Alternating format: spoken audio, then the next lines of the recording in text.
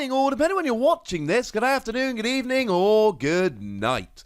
My name's Ross, and as always told, out of Voice of Radio. So today, we need to have a look at a bunch of new Lightning cards. Based on some feedback from some of you lovely ladies and gentlemen, what we're going to start doing with some of these sets where there really are a huge amount of reveals is go over all of what I would like to call the big reveals and then start grouping them together, so we're going through a few cards in one video. We're digging in a bit less deep than we usually would, but we are going through...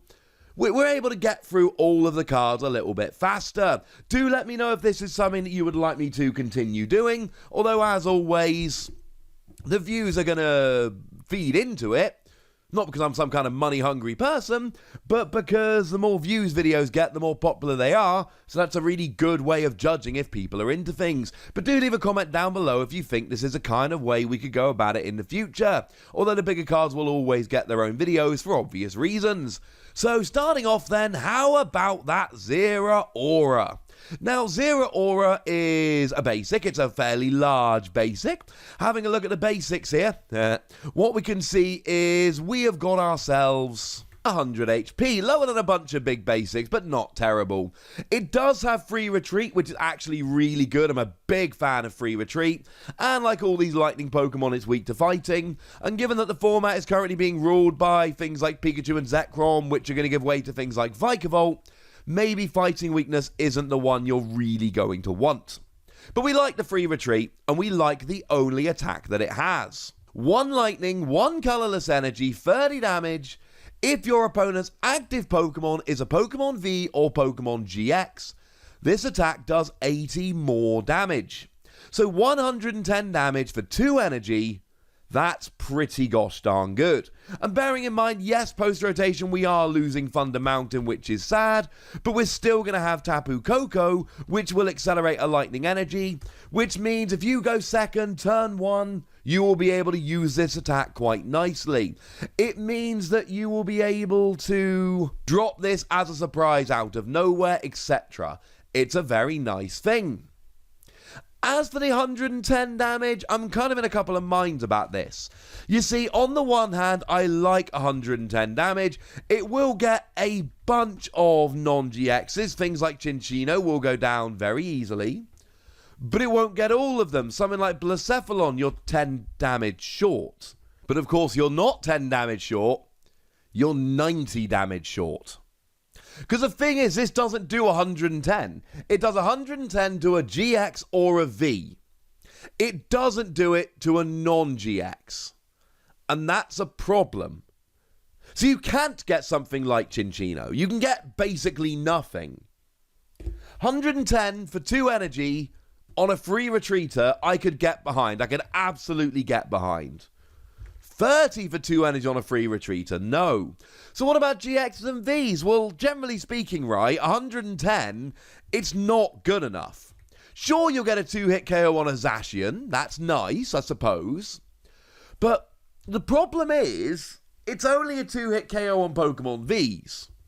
Now, to be fair, if they're weak like Lapras, it's a 1-hit KO. But Lapras VMAX are miles away. If we still had Electro Power, we don't. But if we still did one of them and a Vitality Band, you still would only be doing 300 damage. You wouldn't be getting a 1-hit KO. And as soon as we move past Pokemon Vs into Tag Teams, into VMAXs, you're rocking a 3-hit KO. I like the free retreat. I like that it can KO stuff like Lapras. But the fact of the matter is, this is super, super awkward because you're not even 2-hit KOing that many. You're 2-hit KOing Pokemon Vs and GXs, 3-hit KOing Tag Teams and VMAXs, not really getting single prize Pokemon. At least it's got free retreat. Let's give it between 2 and 3 Wassies. We don't give half Wassies. That would be barbaric. Although if we do see a format where Lightning Week Vs become better, this score will go up a fair bit from there. A Pokemon I like a fair bit more is Pincurchin. Now, Pincurchin's got 80 HP, which is terrible, and does have a retreat cost, though retreat cost of 1 does mean U-turn ball, so let's not get too upset. 2 energy, 30 damage is not what I'm talking about, although to be fair, it's no worse than Zeraora against a single prize Pokemon. What I'm really worried about here is the first attack. 1 lightning energy. This attack does 10 damage to each of your opponent's Pokemon. Did I say our translation comes from lovely Antoine Boulet? I honestly can't remember. Whether I did or not, they do. Cheers, Antoine. And essentially here, what we've got is spreading. And on the one hand, this is a basic Pokemon that can spread. And on the other hand, 10 damage isn't enough.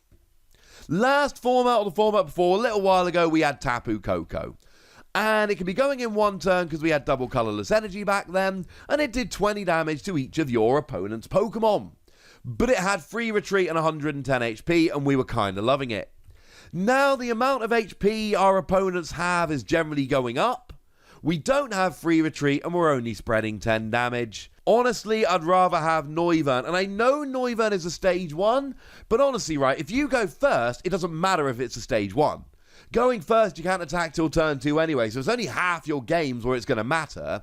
And Noivern does have free retreat, does 20 damage to each of your opponent's Pokemon, and it's for a colourless energy, not a lightning energy. I like getting 10 damage out there, and look, there will be games, right? There will be matchups where that 10 damage is big. There will be matchups where you're going to win, but you're always 10 damage short, and that's where Pincurchin comes in beautifully. And remember, if you're always using 2 and 3 prize Pokemon, it is irrelevant whether the Pincurchin gets KO'd or not. Because giving up 1 prize when all of your other Pokemon give up 2 prizes, it doesn't matter. You give up 1 prize, your opponent's still got to take out 3 Pokemon V to win. They've still got to take out 2 Pokemon V Max to win. So if you're playing a multiple prize deck and you're not playing any other single prize Pokemon, you can play this for free. But it's still only 10 damage, and I don't think it's going to work well enough most of the time, which makes me genuinely sad because I love Pincurchin as a Pokemon, and I do love these spreading attacks, but when we've got Salamence that, okay, admittedly it needs a welder, but still if it has a welder and another energy, you can spread 30 damage, and yeah, it gives up 2 prizes, but it's got way more than double the HP, it's got almost treble the HP. I'm sorry, I still would much, much rather play Salamence. I'm not saying I don't love these kind of spreading attacks, but I am saying there are literally 2 Pokemon that I would rather play, and it's hard to recommend a card like this under such circumstances. My apologies. Let's go ahead and give it between 2 and 3 Wassies. It makes me really sad to give it such a low score. We don't give half Wassies, that would be barbaric. But again, if you are only playing a multiple prize deck and giving up 1 prize isn't going to matter even a little bit, this could still be fun. And then we end up with Galvantula. Now, Galvantula's got 90 HP, which as a stage 1 is terrible. And it doesn't have free retreat, so we're not loving it straight off the bat. But for 1 lightning energy, it does 20 damage, flip a coin, if heads, your opponent's active is now paralyzed. We've seen these kind of attacks before. And to be fair, we do now have Glimwood Tangle, which, like the old Victini, will let you reflip, so you've now got a 75% chance. And this is basically the old Tynamo. The old Tynamo people would use in electric decks to get themselves set up, literally using Victini to let them reflip. They would paralyze every turn, and then when they were ready, they would start rolling. And that did 10 damage, and this does 20. Although, to be fair, the damage is largely irrelevant. This is not enough damage. 20 damage to the active is not good enough. But when you're buying yourself time with paralysis anyway, why not, ladies and gentlemen? Why not? Why not give it a go? I'm not saying it's always going to work, and we're playing a lot of switch cards nowadays, and to be fair, Birdkeeper is coming out, which is switch and draw free, and that is seeing a bit of play here and there, so maybe it's not going to work, but it's nice as an emergency attack, especially for 1 energy. The attack we're more worried about is the second attack, 1 lightning, 1 colourless, 20 damage for each damage counter on your opponent's active Pokemon. So essentially what you're doing is trebling the amount of damage on there. If they've got 40 damage, you do 80 damage, putting them up to 120. And I don't hate this. I mean, we've seen Esper in the past. Esper still sees a bit of play here and there. It still comes around as a nice, surprising attacker. Because for 2 energy, it does 20 damage to one of your opponent's bench Pokemon for each damage counter on it. I.e. the same attack as Galvantula, but Galvantula only hits the active, whereas this will hit the bench, but not the active. And it's kind of a nice one. It's a nice surprise attacker. The problem is it's not that much of a surprise, given that we're talking 2 energy on a stage 1 Pokemon. I do still think this is a nice attack, and it's going to get some big KOs. I mean, if you hit something with Pikachu and Zekrom's full blitz, you then come in and do 300 damage, added to the 150 on there is 450, and that will get anything.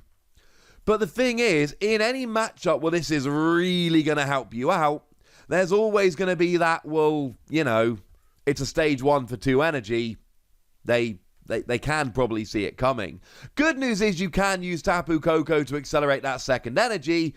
Bad news, it's still a stage 1. And if your opponent sees you benching Joltik, they're probably going to know what's up. Hey ho. Let's go ahead and give this one 3 Wassies. I like this one a little bit more. I like it for coming in and doing really big attacks and getting big KOs, but I do worry that it's not going to be enough of a surprise to make it really relevant. But I'd like to know what you think.